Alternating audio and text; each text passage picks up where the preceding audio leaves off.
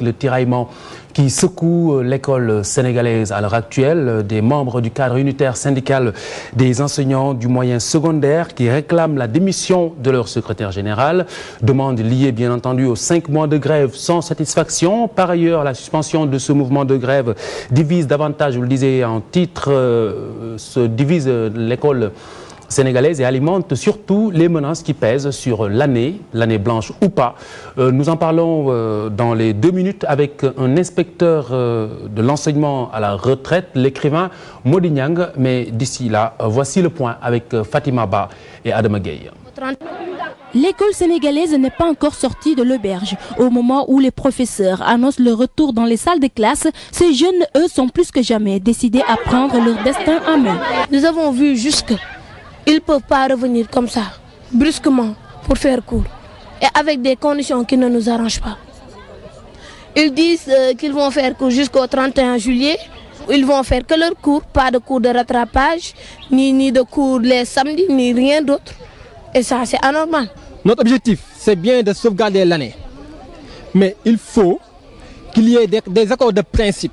Donc retourner en classe, ce serait de sacrifier les élèves. La décision du QCEMS de suspendre son mot d'ordre ne fait pas l'unanimité. Certains professeurs ne soutiennent pas la cause. L'imam Laye n'est pas d'accord avec ça.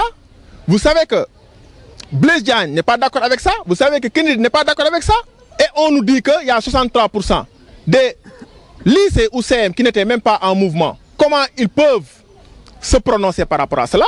Mieux encore, le secrétaire général du QCEMS est mis au banc des accusés. Le camarade secrétaire général Mamadou Mbodj a été minorisé dans sa position de vouloir suspendre le mot d'ordre.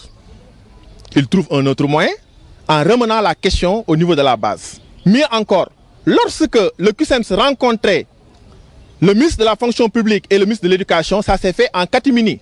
Parce que le directoire national n'était pas reçu dans sa totalité, mais c'est le camarade secrétaire général accompagné du chargé de revendication et du porte-parole du QCEMS qui était reçu par le gouvernement. Ce qui est une violation des règles démocratiques du fonctionnement du directoire.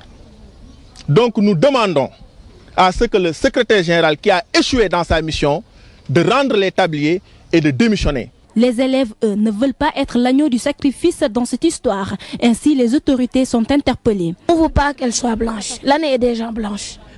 Nous, on ne demande pas d'année blanche. L'année est déjà...